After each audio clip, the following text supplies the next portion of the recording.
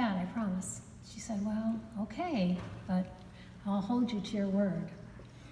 So, this is not your normal eulogy.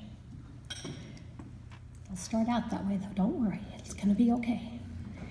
Craig Blower was born February in 1953 to Albert and Sarah Blower in Montebello, California. He grew up in the Los Angeles area, graduated from Alhambra High School, and went on to earn his economics degree from UC Santa Barbara. What you may not know is that following his stellar academic journey, his parents had high hopes that he would use his education to gain a high-paying career, and instead, he took a job driving a Coca-Cola truck.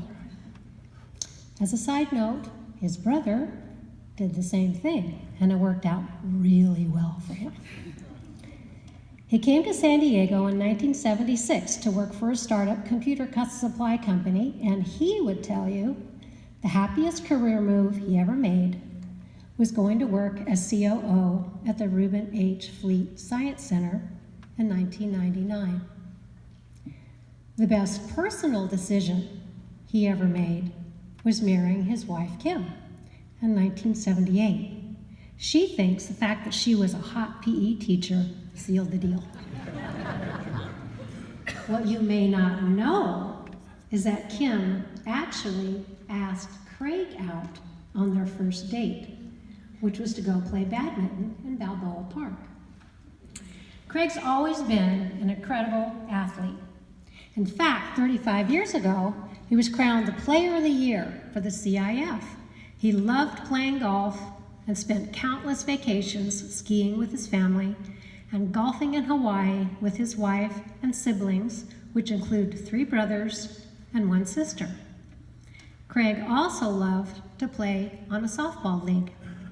What you may not know is that his most proud and treasured moment was the day his son Brett could join the team when he turned 16.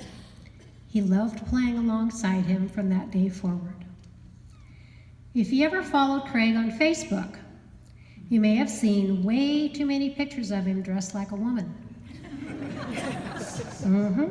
Some had their concerns that it may have been a closet crossdresser or just a really good sport. Well, what you may not know is that he was an enthusiastic volunteer at the Ronald McDonald Summer Camp for Cancer Victims and Survivors. And apparently, the kids and counselors bet on everything. And if the counselors lost, the kids got to dress them up in any costume they wanted. They loved to dress Craig up as a girl. You may also not know he was a dedicated volunteer at Rady's Children's Hospital for many, many years and could often be seen wandering the halls dressed as a clown.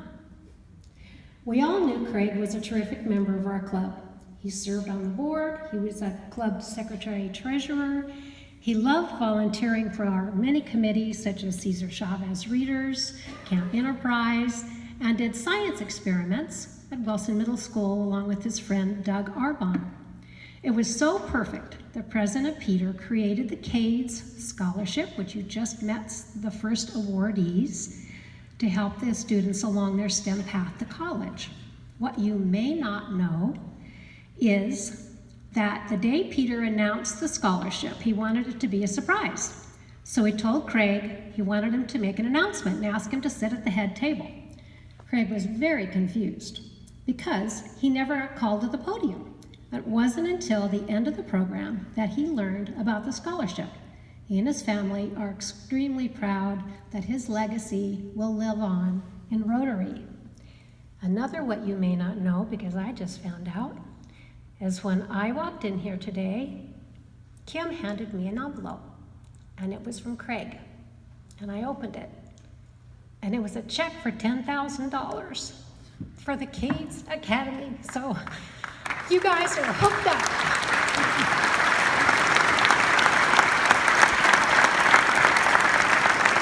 Okay. That's good, till you did that. Okay. Right in the middle of Craig's courageous battle with Fuzzy, which you know he named his tumors so he could really hate them, Craig's daughter, Braden, got married. In the planning stages, they'd had discussed the possibility of him losing his hair before the event. So, in the typical plan-ahead nature that we all know of Craig, they had already selected a beret in her wedding colors, of course, just in case. What you may not know is that the father-daughter song they danced to was Pharrell Williams' Happy. If you can see him out there shaking his booty at his wedding, that was pretty awesome. When Craig learned about his diagnosis 3 years ago, he chose to start writing a blog in hopes that his journey would help others in their struggles with cancer. If you followed his blog, you quickly learned that he had a great way with words. If you've been a lucky recipient of his annual Christmas letters, you learned he was also quite the poet. What you may not know is that from the beginning of he and Kim's relationship, Craig would write Kim poems for every birthday, anniversary, and Christmas in a very special book, which she now has to treasure for years to come. It was an incredible gift.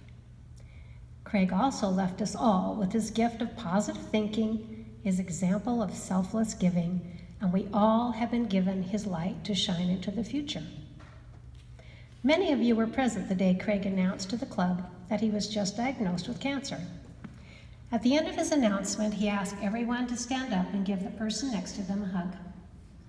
In the spirit of Craig, I'm going to ask you to do the same thing. Please stand.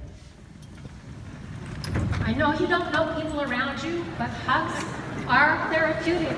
Give everyone a hug. Thank you.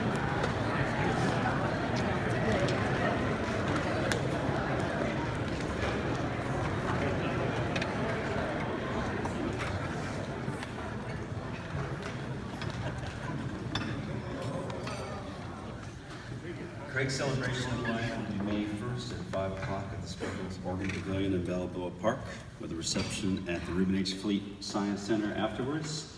As Craig's request, aloha attire. On this day, the Rotary Club of San Diego adjourns in the memory of our beloved member, Craig Blower. Business not as usual, but one day at a time.